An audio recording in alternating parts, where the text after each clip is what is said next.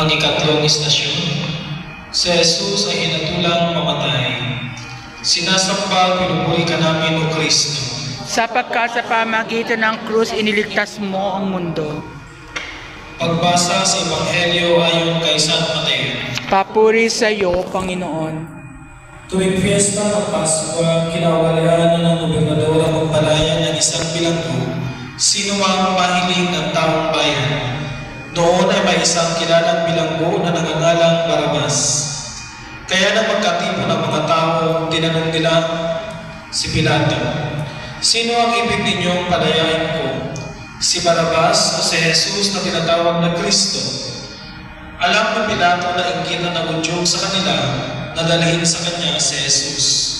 Hindi lamang iyan, samantalang siya nakalulong sa hukuman, nagpasabi ang kanyang asawa, huwag kang makialam sa taong iyan na walang kasalanan, sapagkat kagabi pinaharapan ako ng aking panaginip tungkol sa kanya. Ang mga tao naman sinusulan ng mga punong saserdote at ng matatanda ng bayan na hilingin kay Pilato na si Barabas ang palayain at si Jesus ay papatay. Muli silang tinanong ng gobernador, sino sa dalawang ibig ninyong palayain ko? Si Barabas po, sagot nila. Sinabi sa kanila ni Pilato, kung gayon, ano ang gagawin ko kay Jesus na tinatawag na Kristo? Sumagot ang lahat, ipako sa krus. Bakit? Anong masama ang ginawa niya? Tanong ni Pilato. Ngunit lalo pa nilang isinigaw, ipako sa krus. Nang makita ni Pilato na wala siyang magagawa at malamang pang magkagulo ang mga tao, nagpakuha siya ng tubig at naghugas ng kamay sa harapan ng mga tao. Wala akong pananagutan sa kamatayan ng tao ito. Bahala kayo, sabi ni Pilato. Sumagot ang mga tao, bumagsak sa amin at sa aming mga anak ang kanyang dugo at pinalaya niya si Barabas. Ngunit ipinahagupit si Jesus at ibinigay sa kanila upang ipako sa krus. Ang mabuting balita ng Panginoon. Pinupuri ka namin, Panginoong Jesucristo. Pagninilay. Ang tao ay mabilis umatol sa kapwa. Mayroong pagkakataon na siya ay nagduduwag ng humarap sa katotohanan, umiiwas o nagmamaang-maangan. Ang kanyang pananggalang ay ang umatol sa kapwa. Umahatol siya ayon sa panlabas na anyo at hindi sa puso. Marami ang napapahamak sa maling paghusga. Nangyari ito kay Kristo. Uulitin ba natin ito sa ating kapwa-tao? Manalangin tayo.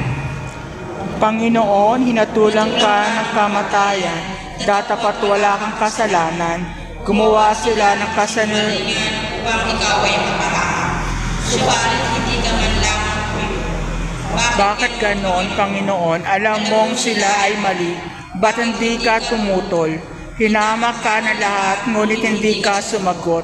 Tinanggap mo ang parusa at hindi ka man lamang nagpaliwanag. Bakit, Panginoon? Matutunawa kami sa iyong kababaang loob. Tinanggap mo ang lahat alang-alang sa amin. Matutunawa kami na magsabi ng katotohanan at hindi ang paglililinlang. Huwag nawa namin sisirain ang aming kapwa. Tanggapin nawa namin ang lahat ng tao na iyong at dapat namin igalang at mahalin. Luwalhati sa Ama, sa Anak at sa Espiritu Santo. Kapara sa ng una ngayon magpakilanman magpasawalang hanggan. Amen.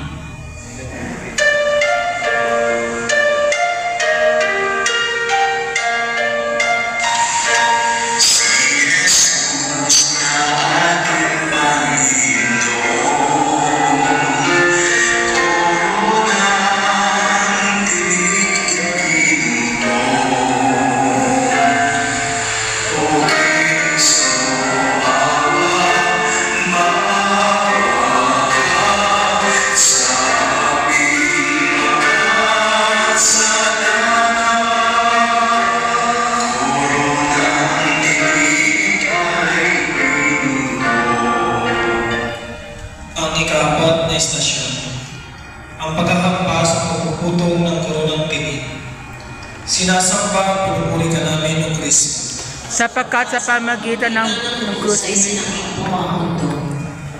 Pagbasa sa Ebanghelyo ayon kay San Mateo. papuri sa iyo, Panginoon. Si Jesus ay dinala ng mga kawal ng gobernador sa Pretorio at nagkatipo ng buong batalyon sa paligid niya. Siya ay hinubara nila at sinuta ng isang kalaban na pulang-pula. Nagligaw sila ng halamang matinig at ipinutong sa kanya. Saka pinapahawak ng isang tambo sa kanyang kanang kamay at palibag siya niluhuluhuran. Kinuha nila ang tambo at siya'y pinaghahampas sa ulo at matapos kutsain, kanila inalisan siya ng malaban, sinuotan ng sariling damit at itinabas upang ipako sa krus. Ang mabuting balita ng Panginoon. Pinupuri ka namin, Panginoong Jesucristo. At ninigay. Hindi ba't ating narinig o ating sinasabi, sinaktan mo ang aking damdamin, sinasaktan natin ang ating kapwa sa pamamagitan ng matatalim na salita o pagbubuhat ng kamay. Sinabi ni Jesus, ano man ang gawin mo sa maliit na ito ay ginawa mo sa akin. Sinasaktan natin muli si Jesus kapag sinaktan natin ang ating kapwa. Sinasaktan natin si Jesus sa ating patuloy na pagkakasal. Panalangin. Panginoon, ikaw ang aming hari, subalit ano ang ginawa nila sa iyo? Ay yung sent ay ang paninig bago at ang korona mo ay yari sa tinig. Tininis mo ang hampas at pag-uwi. Tinanggap mo ang magutian. Mas dali mo ang hari ng mga Hudyo. bakit?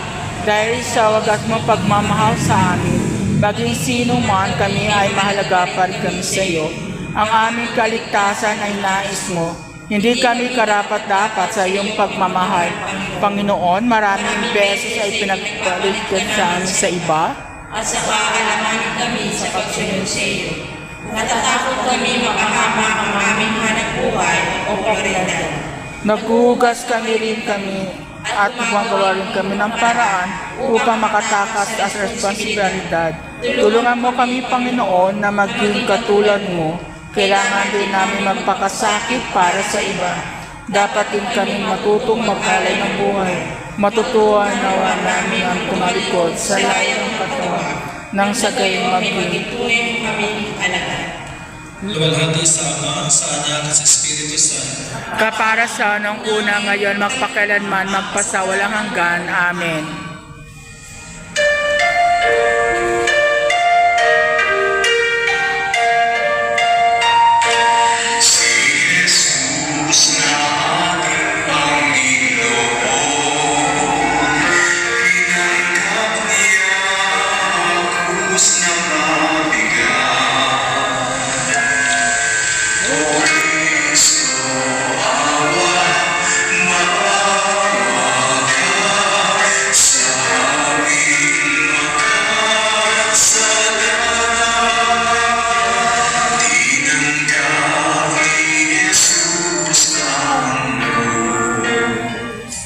Ang ikalawang istasyon, pinasaan ni Jesus ang krus. Sinasamba, pinupuri ka namin, O Kristo. Sapagkat sa pagmagitan ng banal na krus, ililigtas mo ang mundo. Pagbasa sa Ebanghelyo ayon kay San Juan. Papuri sa iyo, Panginoon. Kaya't si Jesus ay binigay sa kanila ni Pilato upang ipako sa krus. Kinuha nga nila si Jesus at lumabas siya na basa ng kanyang krus. Patungo sa lugar na kung tawagin ang dako ng puno. Sa wikay Hebreo, Golgotha. Ang mabuting balita ng Panginoon. Pinupuri ka namin, Panginoong Jesucristo. Pagmimigay. May layunin ang buhay natin dito sa lupa. Mayroon tayong dapat patunguhan. Mayroon tayong mananagutan at dapat nagampanan. Masasabi natin na ito ang ating mamunting krus na dapat nating pasanin. Ang mga ito ay responsibilidad din natin.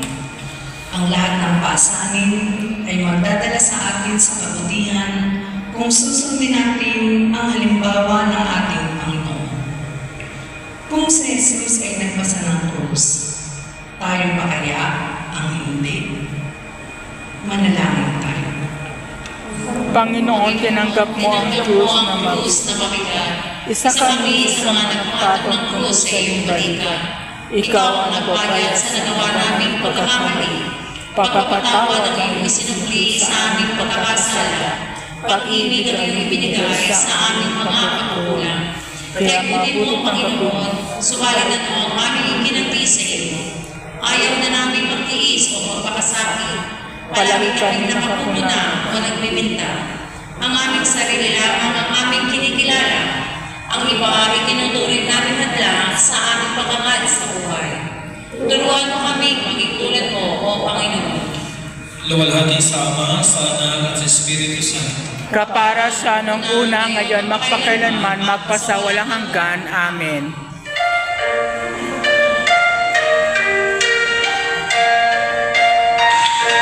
Si Jesus na ating Panginoon,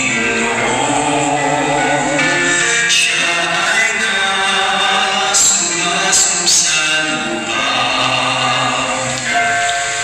O Kristo, Ama, umawa ka sa aming magkasala. Siya ay nasumasok sa lupa. Ang ika-anim na estasyon, ang pagkadapa ni Jesus. Sinasamba, pinupuri ka namin, O Kristo. Sapagkat sa pamagitan ng banal na krus, iniligtas mo ang mundo. Ang tao hindi lagi nagtatagumpay sa buong buhay niya. Hindi sa lahat ng oras ay mayroong kasayahan. Mayroon ding panahon ng kagipitan at ng kalungkutan. Mayroon ding oras ng pakikipagtunggali. Datapwat hindi dapat manatili ang isang tao sa pagkabuko o sa kalungkutan. Kailangan niyang magsumikap. Ang mithiin ng Diyos para sa tao ay isang buhay ng kahulugan. Nais niya na ang tao ay laging nagpupunyagi at hindi umayaw kung may mga tiisin. Manalangin. Panginoon, dahil sa bigat ng krus, ikaw ay nagpasubaso. Labis kang hirapan sa mga gupit ng lumatay sa iyong katawan. Labis ka na namin na dahil sa maraming dugo na dumanak mula sa iyong ulo. Gawa ng karantin.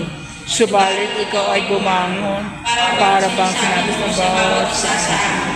Huwag kaming manatili sa pagkasubaso kung kami ay nadapa sa puti ng pagkakasala. Kinakailangan bumangon dito. Sa tulong mo, Panginoon, babangon kami muli mula sa isang buhay na walang direksyon tungo sa isang buhay na nakakayos sa kalooban ng Diyos. Babangon kami sa pagkakaalipin sa mga bisusugan, alak o drugs, tungo sa isang buhay na nakalaang maging kasampapan mo sa iyong misyong pagliligtas Dito sa lupa. Luwalhati sa Ama, sa Anak, at sa Espiritu Santo. Kapara sa nung una, ngayon, magpakailanman, magpasawalang hanggan. Amen.